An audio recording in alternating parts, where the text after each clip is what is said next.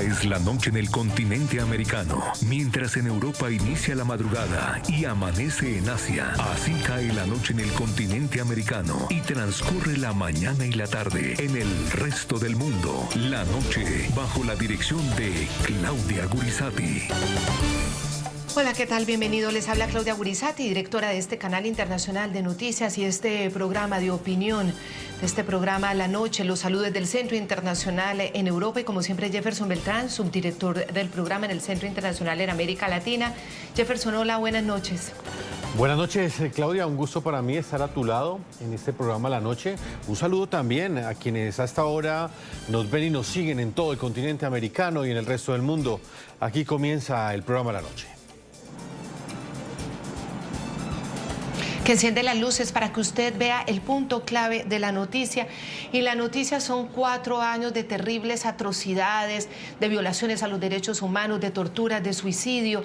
De esta manera sufren esos cubanos que hace exactamente 4 años, 11 de julio, salieron a las calles a protestar cansados. La dictadura celebra continuando sus torturas, sus maltratos. José Daniel Ferrer, un líder activista de la oposición que busca que la isla retome su libertad, fue torturado nuevamente, llevaba 16 días en huelga de hambre. Le ingresaron un palo por la boca, le pusieron un embudo y lo obligaron a tragarse una sopa podrida. Así es como el régimen de Cuba celebra estos 4 años del histórico 11J. Un día como hoy, hace 4 años, miles de cubanos de manera valiente salieron a las calles a protestar contra la dictadura atroz de Miguel Díaz-Canel, cansados de la tiranía castrista y de la profunda crisis generalizada. La isla reparte hambre, reparte golpes, reparte represión y reparte miseria. Los habitantes de más de 50 ciudades de la isla hace 4 años alzaron su voz para exigir no solo acceso a medicamentos, alimentos, a medicinas, a atención médica, pero sobre todo a pedir libertad y democracia. La respuesta de este régimen pues no se queda atrás, siguen demostrando su maldad, su soberbia, sus ganas de poder, así pisoteen la vida de los demás. A estas protestas masivas las respondieron, como era de esperarse, con una feroz y brutal persecución y represión contra los manifestantes. Claudia, en ese estallido social del 11 de julio del 2021, hace 4 años, y que duró días, las fuerzas de seguridad de la dictadura cubana arrestaron entre 5.000 y 8.000 personas en todo el país. De ellos, más de 2.000 han sido procesados penalmente. El 11J pasó a la historia como la más grande protesta que haya sacudido al régimen de los Castro en sus más de 6 décadas de existencia. Un paro ahí con la gente de atrás. Hay mucho más gente. Se acabó esto. Se acabó esto. Esto es auténtico, esto es espontáneo. ¡Viva Cuba libre! Aquí nadie nos está pagando, esto no es el imperio. Esto es la espontaneidad de un pueblo que sufre. Cuando un pueblo enérgico y viril llora, la injusticia tiembla. La noticia es el mensaje que llega desde los Estados Unidos en este importante aniversario del 11J. Quienes protestan y quienes luchan por la libertad de Cuba se mantienen fuertes y firmes mientras la dictadura cada vez se muestra más autoritaria, más cruel, más sanguinaria, más bárbara. La portavoz del Departamento de Estado, Tammy Bruce, en rueda de prensa, ahí estuvo presente el equipo de NTN 24, ratificó la postura de Washington en la defensa de la democracia y la libertad para Cuba. Posteriormente, desde Malasia, el secretario Marco Rubio reiteró su compromiso con los cubanos. Estados Unidos expresa su apoyo a la libertad y democracia en Cuba.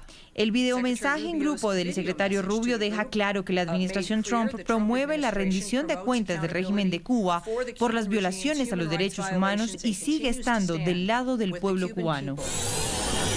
Quiero que sepan que los apoyamos, que siempre tenemos su causa a frente de todo lo que hacemos, que hablamos de ustedes en todos los lugares donde nos dan la oportunidad de hablar y que rezamos todos los días que Dios los bendiga a todos ustedes y que Cuba pronto sea libre, soberana y independiente y que pueda, que su pueblo, que el destino de Cuba esté en manos de su pueblo.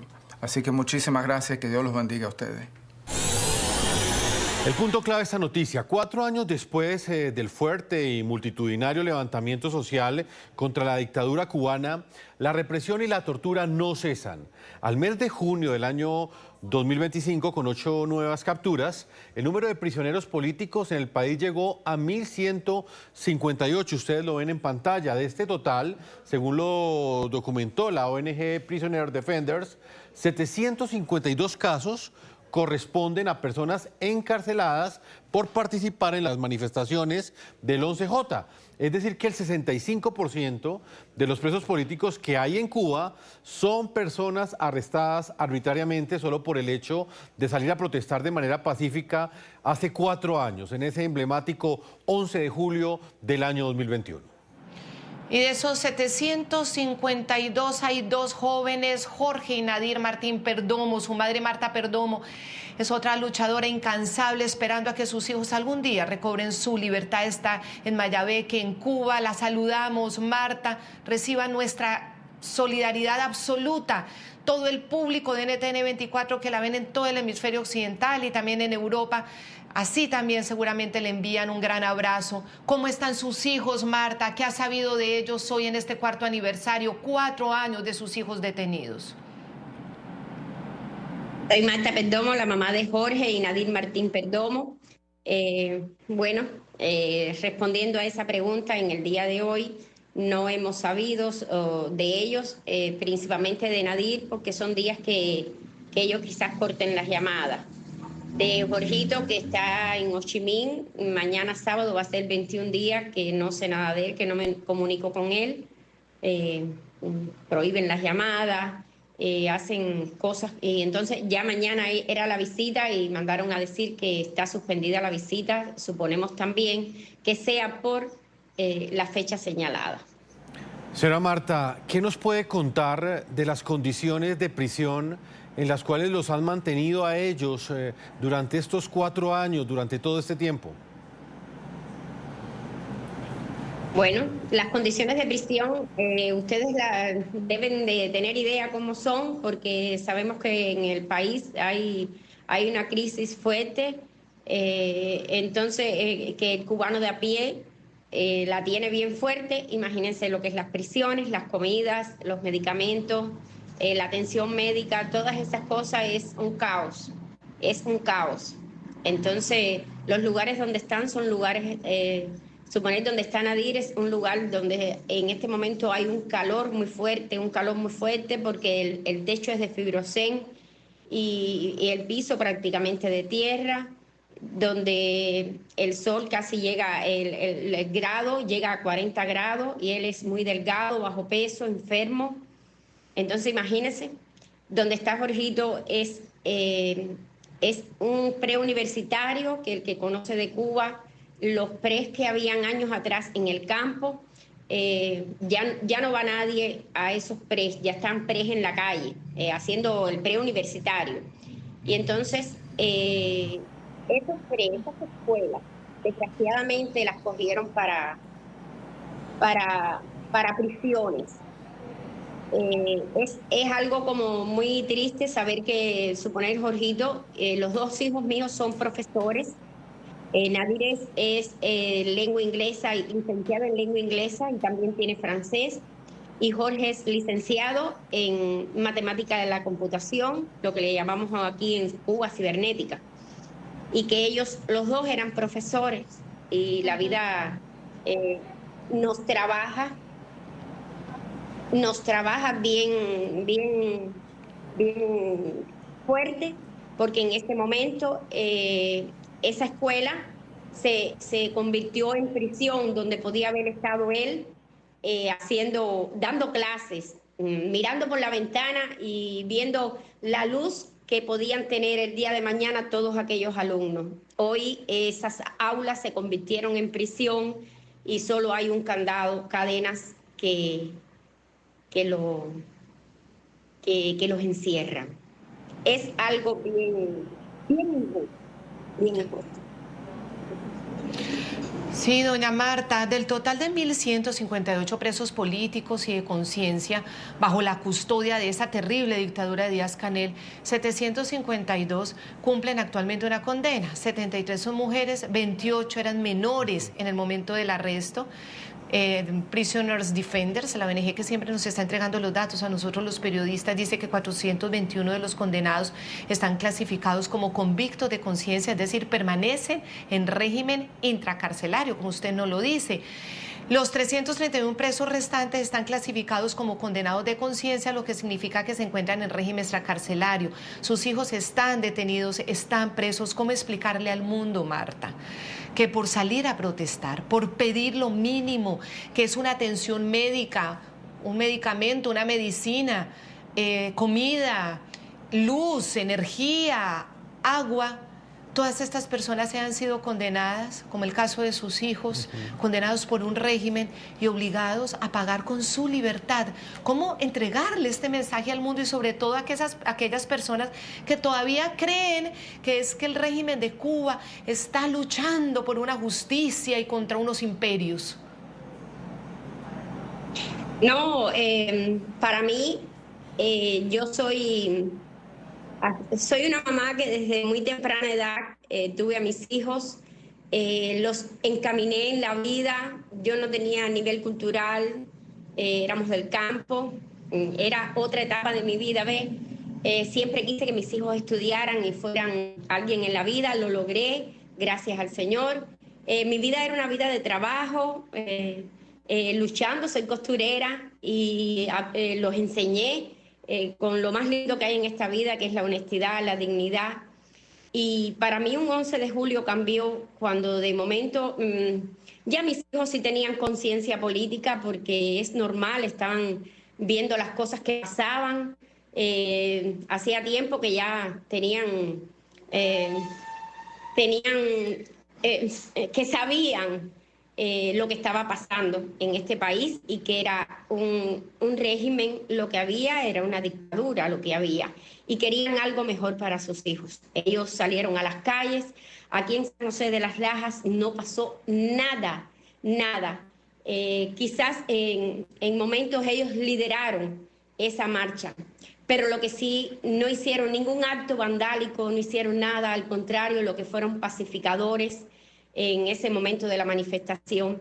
Y que 6 días después, porque no pudieron ni siquiera llevárselo ese día, 6 días después se lo llevaron y los torturaron uno al lado del otro. Lo que es enchaquirado, decimos en Cuba, pero es encadenado mano y pie. Y al que es más flaquito, al que está enfermo, era a quien más le daban y lo torturaban ahí, lo tiraban en el piso. A su hermano le daban galletazos para que no viera a su hermano en el piso cayéndose. Y solo le decían, ¿quién les paga? Nunca jamás nadie le pagó. Jamás. Lo hicieron en un momento lindo, bonito, un momento que todo cubano quería salir a la calle. Que aquí en San José salieron miles de personas a las calles. Lo eligieron a ellos y le hicieron un juicio mañado, lleno de mentiras. Nunca en esa sentencia pusieron que ellos pidieron libertad para Cuba. Ellos dijeron cosas y frases lindas para Cuba. No, ellos dijeron otras cosas. Y por eso hoy yo no me callo. Porque ellos lo único que pidieron fue libertad y cambios para Cuba. Y eso no es delito, eso es algo que está en el derecho de cada ciudadano, tener derecho a lo que piensa. Porque Dios dio libre albedrío de pensar diferente cada uno. Y por eso hoy mis hijitos cumplen 6 y 8 años de privación de libertad. Señora Marta, y es algo que reconocemos en los testimonios de las familias, que siempre son los encargados de hacer eco de esa lucha que esos hijos dieron cuando estaban en libertad y que en este momento están en prisión. Usted ha tenido que hacerse cargo de sus nietos. Ellos eran muy pequeños cuando sus padres fueron detenidos. Para ellos, ¿cómo ha sido crecer sin ellos, sin sus papás durante todo este tiempo.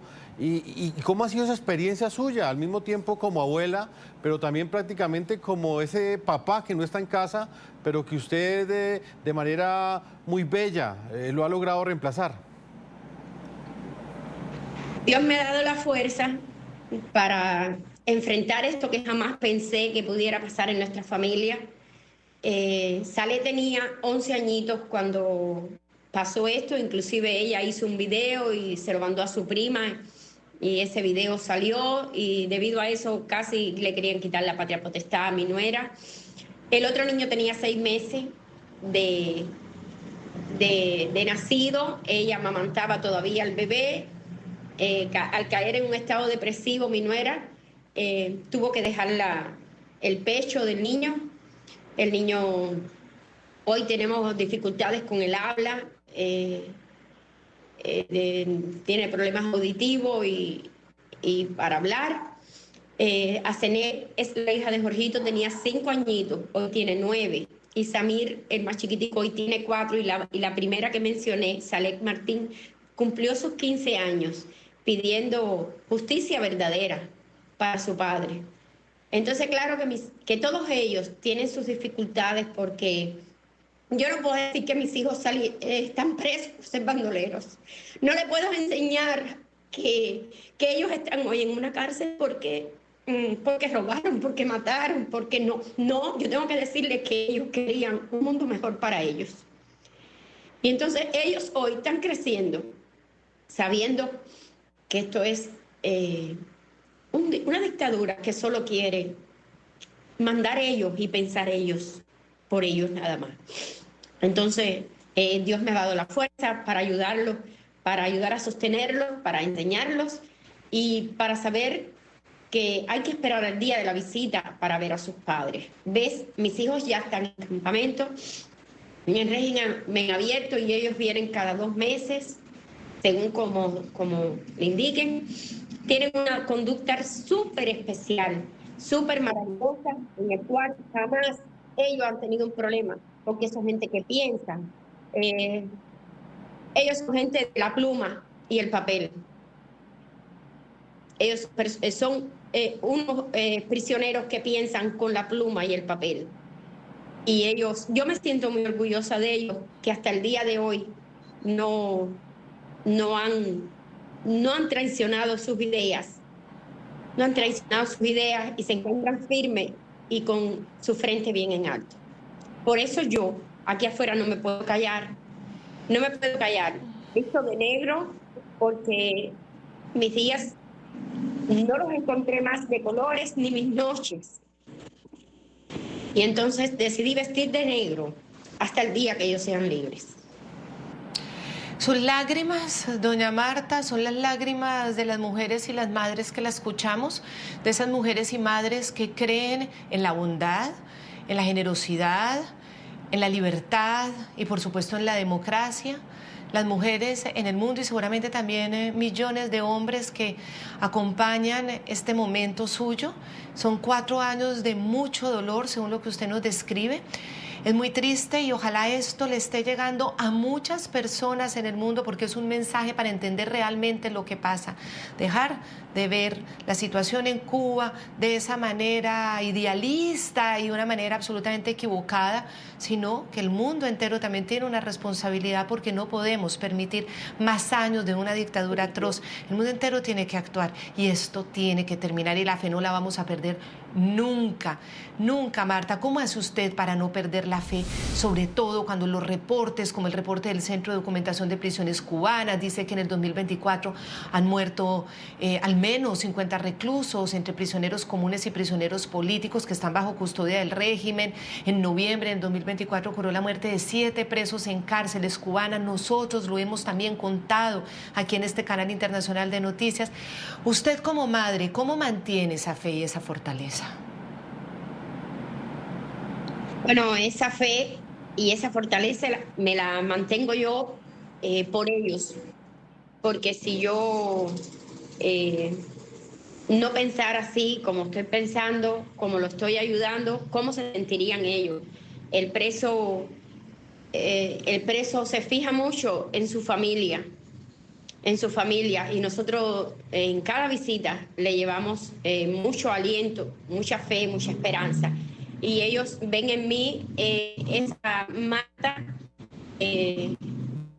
Perdomo que no ha callado, y esas fuerzas que la he sacado, que es una fuerza que solamente Dios me la puede dar, solamente Dios, y esa fe y esa esperanza. Cuando vemos que pasan estas cosas con los prisioneros, se nos engorruña el corazón y pensamos en cualquier momento pudiera pasar a uno de los de nosotros también. Por eso es mi lucha porque el mundo tiene que saber que estos dos seres, junto con tantos más, los escondieron en prisión, los escondieron en sus cárceles para no desaparecerlos, ¿ves? Entonces hoy por hoy toda nuestra familia, todo el mundo siempre está alerta, denunciando cada cosa que pasa, porque tenemos que levantar la voz de ellos, y le pedimos al mundo libre también que levante esa voz. Gracias a todos aquellos que me apoyan, a todos los que me ayudan a levantar la voz por mis hijos y por todos los presos políticos.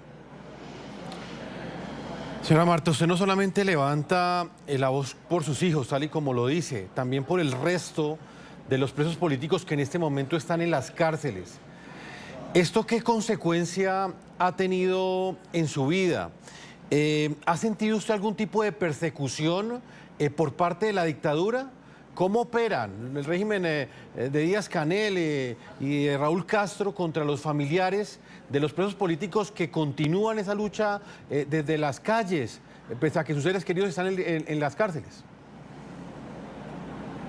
De siempre hemos tenido represión, vigilancia, me han llevado presa, no hemos podido, cuando nos hemos podido reunir con algún familiar, hemos tenido consecuencias.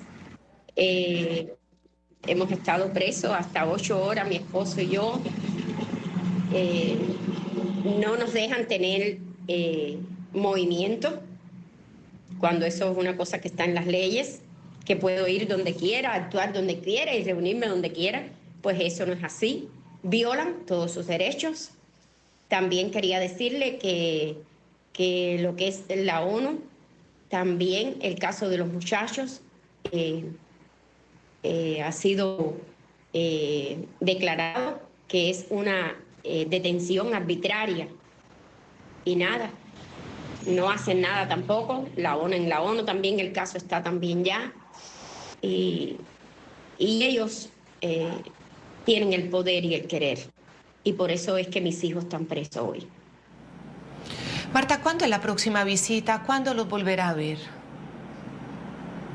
Bueno, la tenía mañana y nos llegó la noticia de que no la vamos a tener.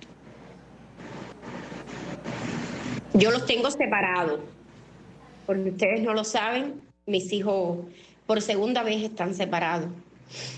Hemos tenido que también sufrir las consecuencias de ver su separación, de que la familia se separe. Siempre íbamos todos juntos en un carro, y ahora desgraciadamente tenemos que ir separados. Están casi a 100 kilómetros de separación uno del otro. En este mes que pasó, después de una larga lucha, logramos que Nadir, el más chiquito, pudiera ir a ver a Jorgito en la prisión de Jorgito, y eso para mí, verlos abrazados y verlos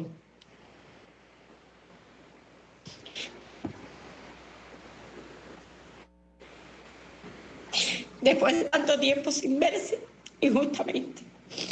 Ay, perdón. No, señora Marta. Entonces, le dan fuerza uno al otro. Le dan fuerza uno al otro. Y eso para mí también es algo bien bueno.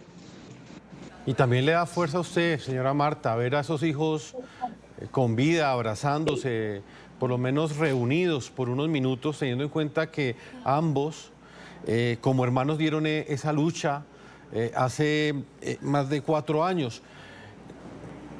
Háblenos un poco más de ese momento, señora Marta. ¿Ellos qué le dijeron?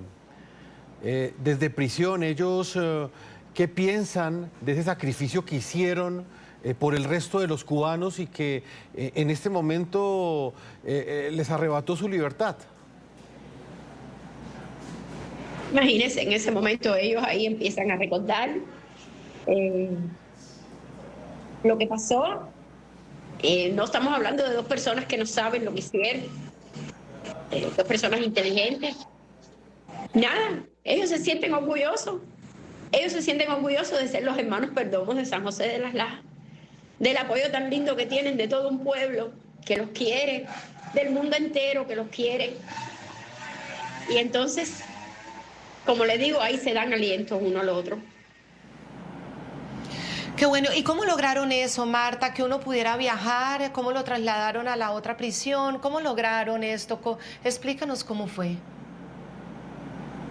Esto todo es con el permiso de la seguridad del Estado. Con el permiso de la seguridad del Estado. Si no, no puede hacerse. Y después que pasan, ya como le dije, 5 o 6 meses. Y tampoco yo puedo porque cuesta mucho un carro ir a buscar a uno, después ir a llevarlo y después ir a llevar al otro a la prisión. Cuesta mucho dinero porque se hace el día que uno viene de pase. ¿Ves?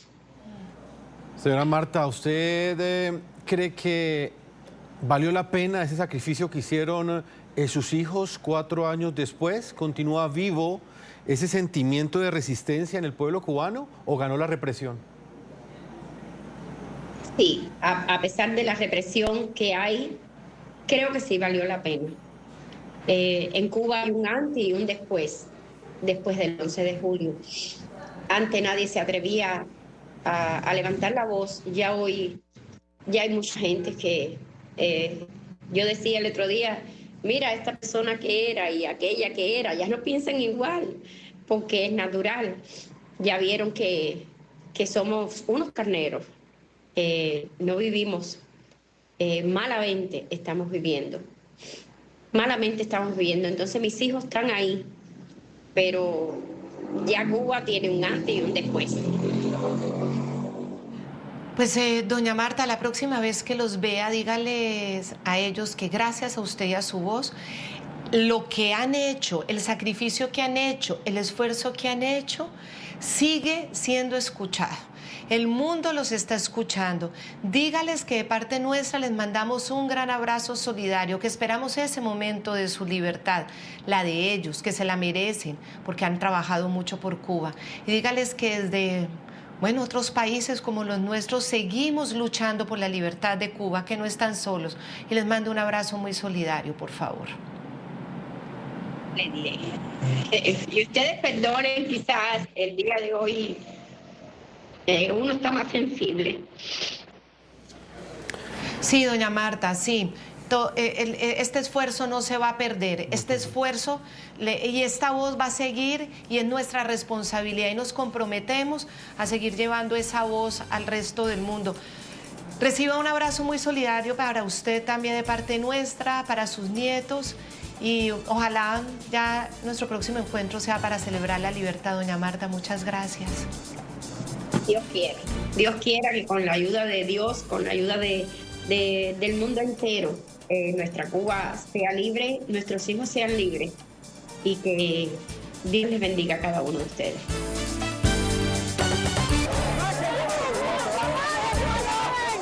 Hace 4 años informamos aquí sobre el 11 de julio, esas protestas masivas en Cuba. La gente salía desesperada a las calles a pedir energía, agua, medicamentos, asistencias sociales mínimas, exigir derechos y exigir libertad y democracia. La represión ha sido rotunda.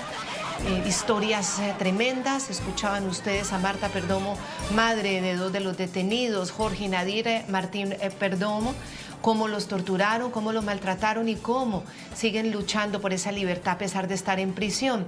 Les decíamos además que el Centro de Documentación de Prisiones Cubanas dice que durante el año 2024 murieron al menos 50 reclusos entre prisioneros comunes y políticos bajo custodia del régimen.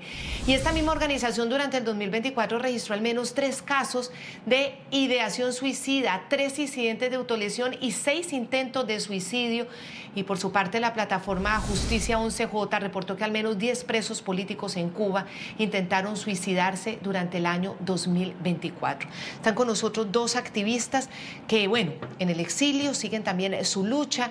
Una de ellas es Luz Escobar, el otro es Junior Suárez, quien es activista de derechos humanos, integrante de Cuba Decide, líderes también que definitivamente no cesan este trabajo por la libertad de la isla. Luz, bienvenida. Como periodista, usted reportó sobre el 11J hace 4 años, fue testigo de todo lo que sucedió, hoy vive en el exilio. ¿Cómo fue esa historia de persecución en su contra? Buenas, primero que todo, el 11 de julio, bueno, es una fecha histórica para los cubanos. Hace 4 años ocurrieron las mayores protestas antigubernamentales que ha tenido la historia de Cuba. Para nosotros es muy importante porque desde el 59 ha sido muy complicado en Cuba asociarse, manifestarse, porque se paga con el alto precio de la cárcel, de la represión, del exilio, incluso de la muerte. Entonces el 11 de julio fue una fecha totalmente histórica. Yo estaba en Cuba, era periodista del diario digital 14 y medio en ese momento.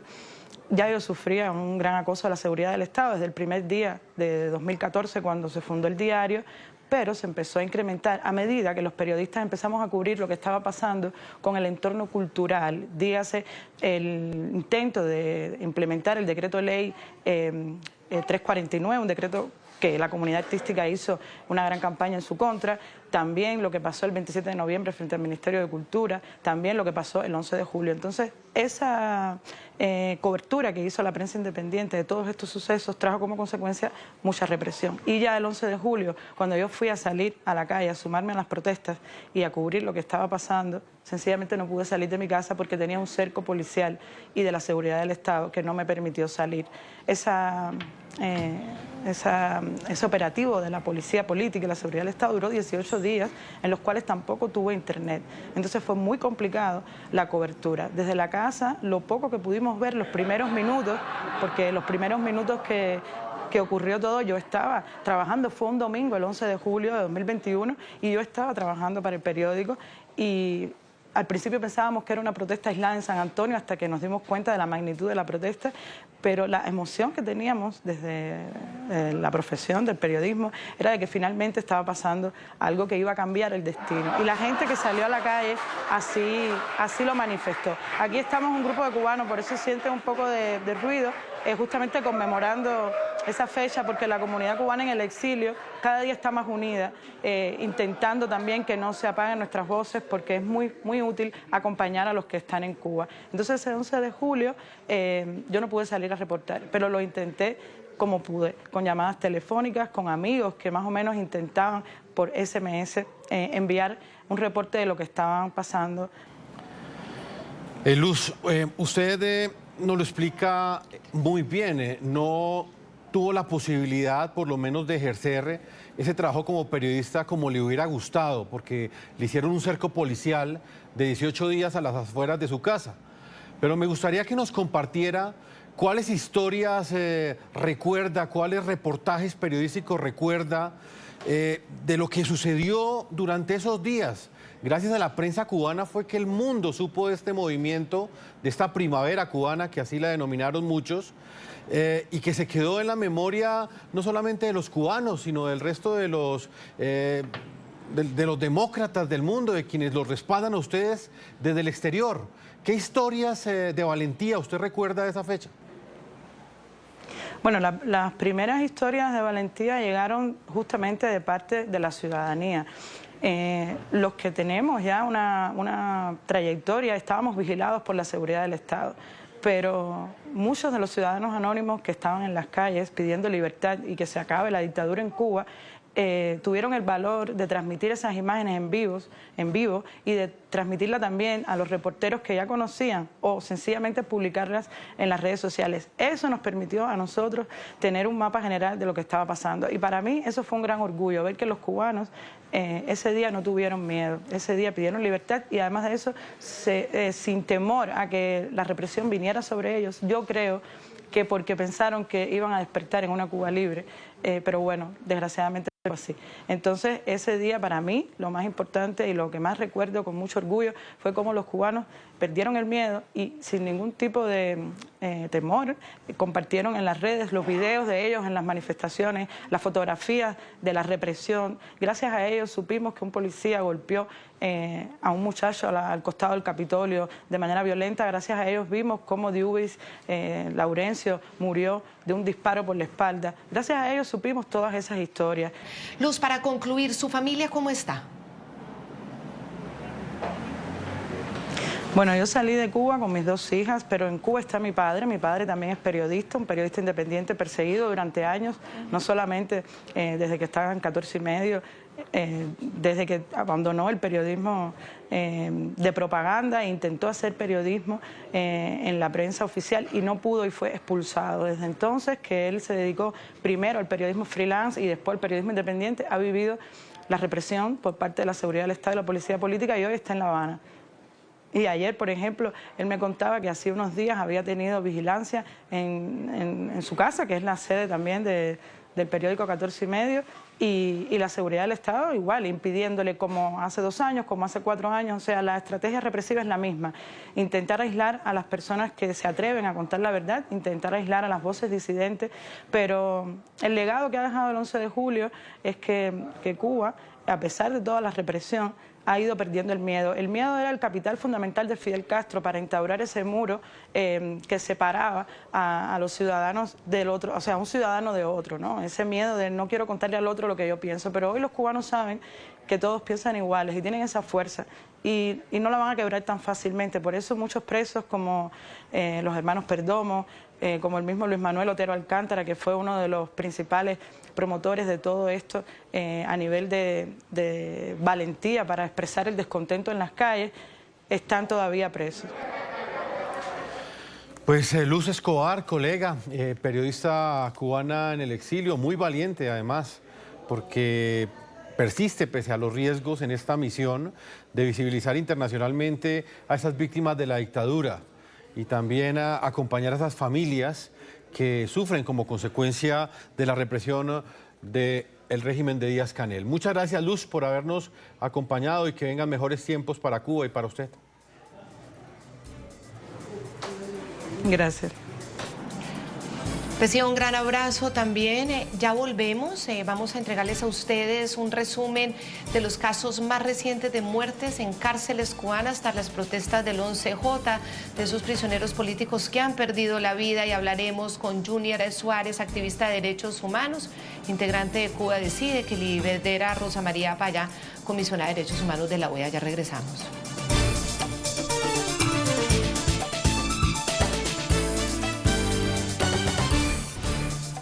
Hace 4 años fueron las protestas que nadie se imaginaba que podían existir y existieron en Cuba, cansados de la represión y de la escasez de absolutamente todo. El mundo entero lo conoció gracias a ese gran esfuerzo de todo el mundo tratando de enviar un mensaje a través de las redes sociales. Y después de 4 años tenemos que hablar de la atrocidad a la que ha sido sometido todo aquel que fue capturado y llevado a prisión. Hay muertes que las ONG denuncian de estos hombres y mujeres en prisión. El más reciente caso de esas muertes en cárceles cubanas tras las protestas del 11J es el de Giancarlo González, preso político de 45 años de edad. Falleció el lunes 8 de julio en el Hospital Arnaldo Milán Castro de la ciudad de Santa Clara, luego de permanecer 51 días en huelga de hambre. El régimen lo mantenía en prisión desde el 2024 y lo había condenado a 20 años por los presuntos delitos de sabotaje y daño a bienes del patrimonio cultural.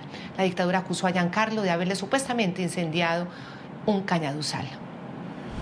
Ustedes ven en pantalla también a Manuel de Jesús Guillén Espluglas, de 29 años, murió el pasado 20 de noviembre tras una golpiza. Al momento de su fallecimiento, Manuel cumplía una condena de 6 años por el presunto delito de sabotaje. De eso lo acusaron en la prisión Combinado del Este, en La Habana, Cuba. El preso político Yosandri Mulet Almarales, 37 años, otra víctima fatal que deja esta brutal represión del régimen. Después del 11J, Yosandri estaba condenado a 10 años, falleció en el hospital de La Habana Julio Trigo el 26 de agosto del año pasado, después de haber intentado suicidarse 4 días antes en la cárcel Combinado del Este. Gerardo Díaz Alonso es otro de ellos, de 35 años y condenado a 14 años de cárcel luego de participar en las protestas en el municipio de Cárdenas, provincia de Matanzas. Murió el pasado 17 de octubre del año 2024 tras sufrir un infarto en prisión. Luis Barrios Díaz, de 37 años, el otro preso político, murió el 19 de noviembre de 2023 en el hospital La Covadonga, en La Habana. La familia de Luis denunció que su fallecimiento se produjo por negligencia de los custodios para brindarle una atención oportuna ante un estado de salud muy deteriorado. Junior Suárez, activista de derechos humanos de la plataforma Cuba Decide, bienvenido al programa La Noche. Gracias por haber estado escuchando estos otros testimonios. ¿Qué le espera a Cuba después de estos 4 años? ¿Qué esperanza se abre después de conocer obviamente toda esta situación de tanta atrocidad? Bienvenido. Gracias. Muchas gracias por la invitación. Gracias por poner el foco en un día tan importante y tan definitorio como lo fue el 11 de julio del 2021 para todos los cubanos, yo creo. Porque, mira, en mi opinión, el 11 de julio del 2021 es la muestra más reciente que tenemos del gran pulso que sigue en pie entre el pueblo cubano, entre los ciudadanos cubanos, desde la ciudadanía más independiente, digamos, pero también desde las organizaciones de la sociedad civil cubana, contra un régimen violento, contra un régimen criminal, un régimen que llegó al poder asesinando y que han seguido asesinando y que hasta que no se pare de manera definitiva va a continuar asesinando, ¿no?